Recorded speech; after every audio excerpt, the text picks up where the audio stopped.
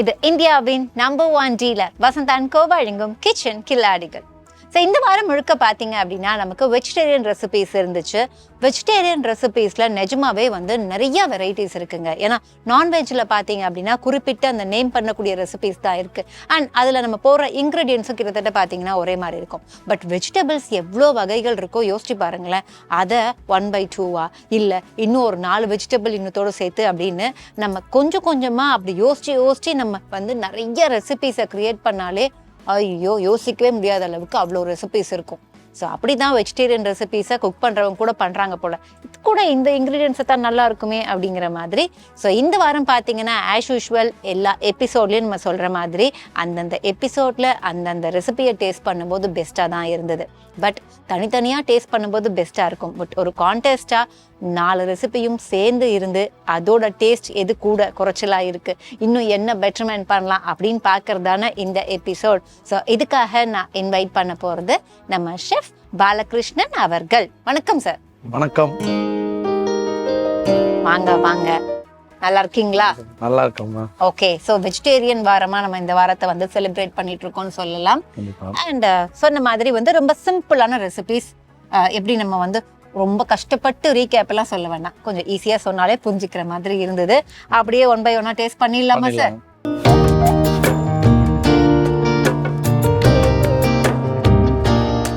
So first எப்படி ஆரம்பித்தோம் அப்படின்னா நோ குக் சட்னியோட தான் ஆரம்பித்தோம். ஸோ ஃபர்ஸ்ட் சட்னி எப்படி பண்ணுவோங்கிறத பார்த்துடலாம்.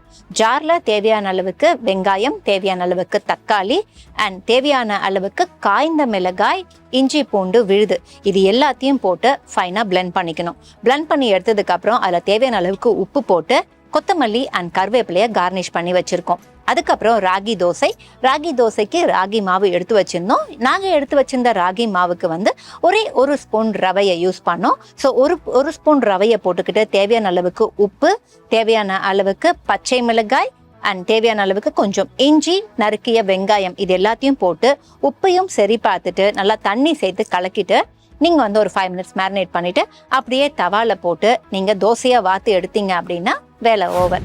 இது எனக்கு ரொம்ப பிடிச்ச டிஷ். ஓகே, அதனால சாருக்கும் பண்ணலாம்னு முடிவு பண்ணிட்டீங்களா? ஓகே, பாத்தீங்களா சார், அவ்வளோ சிம்பிளா முடிச்சிட்டாங்க. நம்மளும் டேஸ்ட் பார்த்துடலாம். ஓகே, அதுக்கப்புறம் கேள்வி கேட்டுடலாம். Fine sir.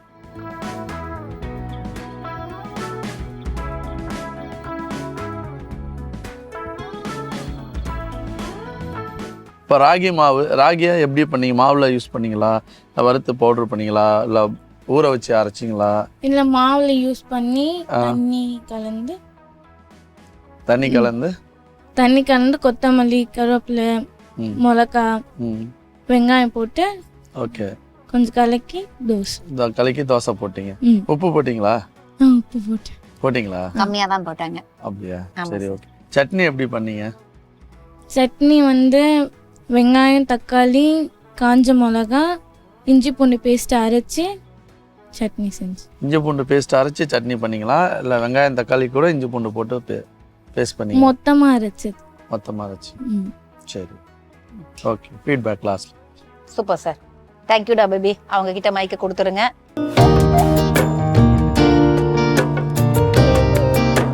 பாஸ்தாவில் தண்ணி நல்லா கொதிச்சதுக்கு அப்புறம் அதில் பாஸ்தாவை போட்டு கொஞ்சம் தேவையான அளவுக்கு உப்பையும் போட்டு அதை நல்லா வேக வச்சதுக்கப்புறம் அந்த தண்ணியை ட்ரெயின் பண்ணிட்டு பாஸ்தா மட்டும் தனியாக எடுத்துக்கிட்டோம். நெக்ஸ்ட் ஒரு கடாயில் தேவையான அளவுக்கு பட்டர் விட்டோம். நம்ம எடுத்த பட்டருக்கு ஒரு 3 ஸ்பூன் மைதா போட்டோம். 3 ஸ்பூன் மைதா அண்ட் பட்டர் இதை ரெண்டுத்தையுமே நல்லா கரைச்சிக்கிட்டே இருக்கணும். கொஞ்சம் நம்ம காய்ச்சாத பால் எடுத்து வச்சிருந்தோம்ல, அது ஒரு மாதிரி லம்ஸாக ரவுண்டாக ஃபார்ம் ஆனதுக்கப்புறம் அந்த மைதா நம்ம காய்ச்சாத பாலை விட்டோம். எவ்வளோ பால் ஆட் பண்ணோம் அப்படிங்கிறத பார்த்தீங்க. அண்ட் அதுக்கப்புறம் விஸ்கரில் நீங்கள் விடாமல் கிளறிட்டே இருந்தீங்க அப்படின்னா அது ஒரு திக்கான ஒரு க்ரீமி கன்சிஸ்டன்சிக்கு வரும். ஸோ வந்ததுக்கப்புறம் அதை ஆஃப் பண்ணிவிட்டு நம்ம அதையுமே வடிகட்டுறோம். ஸோ வடிகட்டும் போது என்ன ஆகும் அப்படின்னா உங்களுக்கு ஒரு ஸ்மூத்தான க்ரீம் கிடைக்கும். அதை எடுத்து தனியாக வச்சுக்கணும். அதுக்கப்புறம் நமக்கு 2 வேலைகள் இருந்துச்சு. என்ன அப்படின்னா, ஒன்று கார்னை வேக வைக்கணும், இன்னொன்று ப்ராக்லியாக பிளான்ச் பண்ணணும். அது ரெண்டுத்தையும் தேவையான அளவுக்கு தண்ணி விட்டு பண்ணிக்கிட்டோம். தேவையான அளவுக்கு தண்ணி விட்டு பண்ணதுக்கப்புறம் நம்ம மறுபடியும் ஒரு கடாய் எடுத்தோம். கடாயில் ஆலிவ் ஆயில் விட்டு ஹீட் ஆனதுக்கப்புறம் ஃபைன்லி சாப்டு கார்லிக்கை போட்டோம். கார்லிக் கலர் சேஞ்ச் ஆகக்கூடாதுன்னு சொன்னாங்க. அதுக்கப்புறம் நம்ம ஃபைன்லி சாப்டு வெங்காயம் வச்சுருந்தோம். வெங்காயமும் கலர் சேஞ்ச் ஆகக்கூடாது. அதுக்கப்புறம் நம்ம ரெடி பண்ணி வச்சுருந்த கார்ன் அண்ட் ப்ராக்லி இது ரெண்டுத்தையும் ஆட் பண்ணிவிட்டு அண்ட் நம்ம ஆல்ரெடி வேக வச்சுருந்த பாஸ்தா இருந்துச்சுல்ல, பாஸ்தாவையும் போட்டு அதுக்கப்புறம் அதில் 3 விஷயங்கள் ஆட் பண்ணோம். என்னென்ன அப்படின்னு பார்த்தீங்கன்னா oregano, chilli flakes and cheese. இது 3த்தையும் ஆட் பண்ணிவிட்டு ஃப்ரெஷ் க்ரீமை கொஞ்சம் ஆட் பண்ணதுக்கப்புறம் நம்ம ரெடி பண்ணி வச்சுருந்தா ஒயிட் க்ரீமை ஆட் பண்ணிவிட்டு நல்லா மிக்ஸ் பண்ணிவிட்டு உப்பை சரி பார்த்துட்டு இறக்கிட்டீங்க அப்படின்னா இதுதான் ஒயிட் க்ரீமி பாஸ்தா. இன்னைக்கு நீங்கள் ஒயிட் க்ரீம் பாஸ்தா என்ன பாஸ்தா போட்டு பண்ணீங்க? Jumbo shells. ஜம்போ செல்ஸ் புரியல. ஜம்போ சைஸ் பாஸ்தாவா சார்? செல்ஸ் அப்படி ஒன்று இருக்கா என்ன? எனக்கு அந்த பாஸ்தா நேம். மெக்ரோனி என்ன பாஸ்தா யூஸ் பண்ணி? சரி, ஓகே. பாஸ்தா வெரைட்டி இருக்குது. நீங்கள் ஐ திங்க் மேக்ரோனி பாஸ்தா தான் யூஸ் பண்ணியிருக்கீங்கன்னு நான் நினைக்கிறேன். இல்லை, அது அதான் ஜம்போ செல்ஸ் அந்த பாஸ்தா. ஓகே. வேற க்ரீமிக்கு என்ன சாஸ் பண்ணீங்களா இல்லை வெறும் க்ரீம் மட்டும் யூஸ் பண்ணீங்களா? சாஸ் பண்ணோம் தனியாக. சாஸ் எப்படி பண்ணுறது? சாஸ் எப்படி பண்ணுறதுனா ஃபஸ்ட்டு வந்து பட்டர் நான் போட்டுக்கிட்டேன். பட்டர் வந்து ஒரு ப்ரௌன் கலரில் வந்ததுக்கப்புறம் மைதா பட்டர் நான் போட்டுக்கிட்டேன். பட்டர் ஏன் ப்ரௌன் கலராக வரணும்?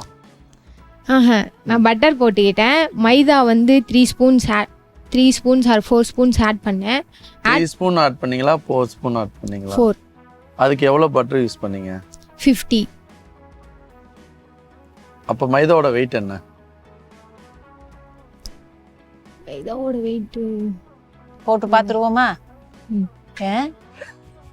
அப்படி இல்லை. ஆக்சுவலாக ஒயிட் சாஸ் மேட் பண்ணும்போது ஈக்குவல் ஃபேட் அண்ட் ஃப்ளார். எவ்வளோ பட்டர் எடுக்கிறீங்களோ அவ்வளோ ஃப்ளார் எடுக்கணும். அப்போ தான் வந்து அந்த ஒயிட் சாஸ் வந்து பதமாக வரும்.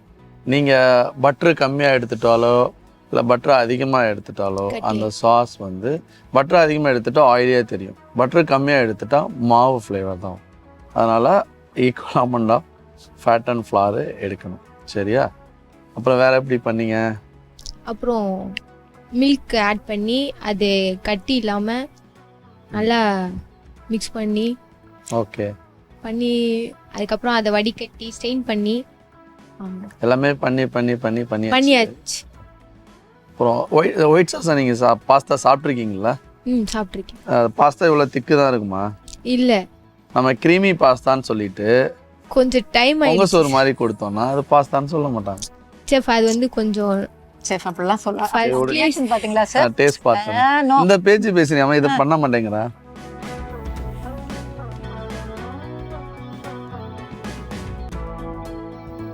வேற எதுவும் யூஸ் பண்ணீங்களா? இன்கிரியன்ட் பாஸ்தா, சாஸு, ப்ரொக்கோலி எல்லாம் யூஸ் பண்ணிட்டீங்க. அது இல்லாமல் ஸ்பெஷலாக எதுவும் ஆட் பண்ணீங்களா? Fresh cream. அப்புறம் ஃப்ரெஷ் க்ரீம், அதுக்கப்புறம் பசாமல்லா cheese. Parmesan cheese. Okay. Sheet cheese chef. Sheet cheese use பண்ணிருக்கோம். ஆக்சுவலாக பார்மசன் யூஸ் பண்ணோம். ஓகே.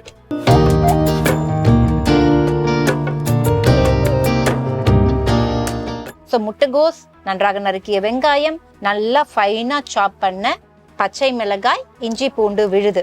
அதுக்கப்புறம் இந்த முட்டைகோஸ் வெங்காயத்துக்கு ஏற்ற மாதிரியான கடலை மாவு அண்ட் அரிசி மாவு, தேவையான அளவுக்கு உப்பு, இது எல்லாத்தையும் போட்டு நல்லா கொஞ்சம் தண்ணியும் விட்டு நல்லா கெட்டியாக மிக்ஸ் பண்ணிக்கணும். எதுக்குன்னா வந்து நம்ம அதை அப்படி பிடிச்சோம் அப்படின்னா அது ஒரு போண்டாவாக வரணும். ஸோ போண்டாவாக வர அளவுக்கு பிடிச்சிட்டு அண்ட் அதுக்கப்புறம் என்ன பண்ணுறோம் அப்படின்னா கொத்தமல்லி, தேவையான அளவுக்கு ஆயில், நல்லா டீப் ஃப்ரைக்கான ஆயிலை ரெடி பண்ணி ஆயில் காஞ்சதுக்கு அப்புறம் அதுக்கப்புறம் நம்ம என்ன பண்ணியிருக்கோம் அப்படின்னா சின்னதாக ரோல் பண்ணி நல்லா சிம்ல வச்சு ஃபுல்லாக எண்ணெயிலேயே வந்து எந்த அளவுக்கு நம்ம ரொம்ப நிதானமாக குக் பண்ணணுமோ குக் பண்ணி கோல்டன் ப்ரௌனாக தட்டில் எடுத்து சர்வ் பண்ணீங்க அப்படின்னா இதுதான் முட்டைகோஸ் போண்டா. எங்கள் அம்மா லீவு டைமில் இது செஞ்சு தந்திருக்காங்க, அதை பார்த்து நான் கற்றுக்கிட்டேன். ஓகே, பார்த்தீங்களா? நீங்கள் பேச மாட்டேங்கன்னு சொன்னீங்க, எவ்வளோ தெளிவாக சொல்கிறாங்க. லீவில் அவங்க அம்மா முட்டைகோஸ் போண்டா செஞ்சு கொடுப்பாங்க. நல்ல வேலை, அதனால நான் இங்கே பண்ணியிருக்கேன்னு சொல்லியிருக்கேன். அதுக்கு தான் சொன்னீங்களா? நான் கூட நினச்சேன் லீவ் டைம் நீ தான் லீவில் இருக்க ஏதாவது பண்ணியா குக் பண்ணியா அப்படின்னு கேட்டுருவீங்களோன்னு ஒரு பதட்டமே. இல்லை, நீங்கள் சுடுதண்ணி கூட போட மாட்டீங்கன்னு தெரியாது, அது வேற விஷயம். சரி, டேஸ்ட் பார்த்துருவோமா? நீங்கள் சாப்பிட்டீங்களா இல்லையா? நான் சாப்பிட்டேன் ஷெஃப், டேஸ்ட் பண்ணிட்டேன்.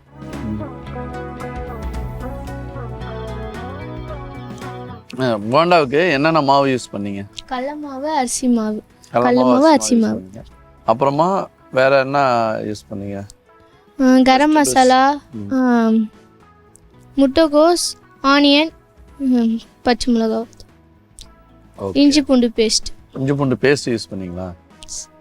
நீங்கள் தான் சொல்லி கொடுத்தீங்களா போண்டாவில் பேஸ்ட் யூஸ் பண்ணோன்னு?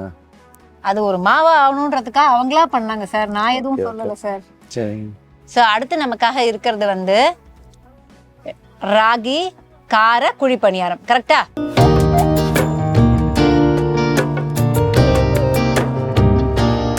ஸோ ஃபர்ஸ்ட் என்ன பண்ணோம் அப்படின்னா, தேவையான அளவுக்கு ராகியை ஒரு பவுலில் போட்டுக்கிட்டோம். அந்த ராகிக்கு ஏற்ற மாதிரி அளவான ரவை எடுத்துக்கிட்டோம். ரவைக்கு அப்புறம் தேவையான அளவுக்கு தயிர். ஸோ இதை மூணுத்தையும் நம்ம ஆட் பண்ணதுக்கு அப்புறம் தேவையான அளவுக்கு உப்பு, கடுகு அண்ட் ஜீரகம், நன்றாக நறுக்கிய பச்சை மிளகாய், அரிஞ்ச இஞ்சி அண்ட் கொத்தமல்லி, அரிஞ்ச பூண்டு, நறுக்கிய வெங்காயம், இது எல்லாத்தையுமே ஆட் பண்ணிட்டு நல்லா மிக்ஸ் பண்ணிடணும். மிக்ஸ் பண்ணிட்டு ஒரு 5 minutes அதை மேரினேட் பண்ண விட்டுறணும்.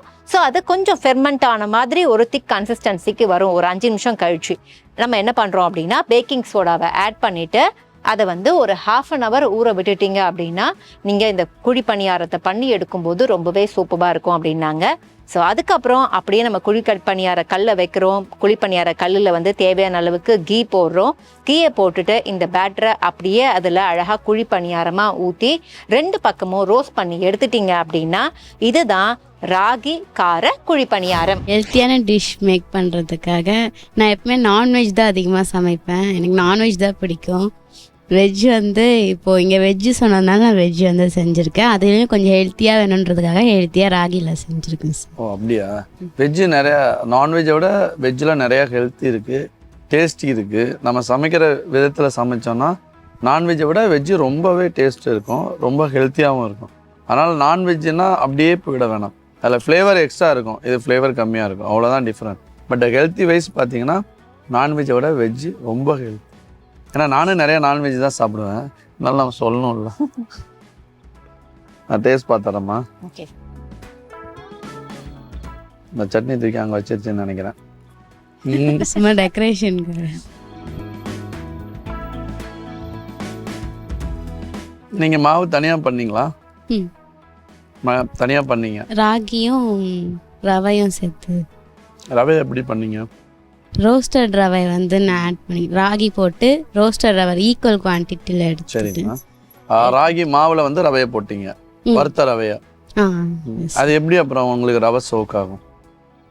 எப்பவுமே ரவை நீங்கள் இட்லிலேயோ இல்லை தோசையிலையோ சேர்க்கும் போது, இப்போ ரவா தோசைனால கூட மாவு கரைச்சி ஒரு 1/4 மணி நேரம் வச்சுருவாங்க.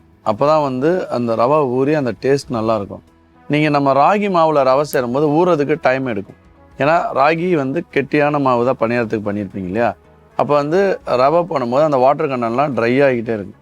ரவை ஊறுறதுக்கான ஈரப்பதம் அதில் கம்மியாக இருக்கும் இல்லையா? அப்போ நீங்கள் பண்ணும்போது அந்த ரவையோட டேஸ்ட்டு ராவாக தான் இருக்கும், ராகி கூட மிக்ஸ் ஆகாமல் இருக்கும். அப்போ அதை நீங்கள் கொஞ்சம் டைம் கொடுத்து ஊற வச்சு போடும்போது ரவை நல்லா ஊறி மாவு கூட மிக்ஸ் ஆகி நல்லா டேஸ்ட்டாக இருக்கும்.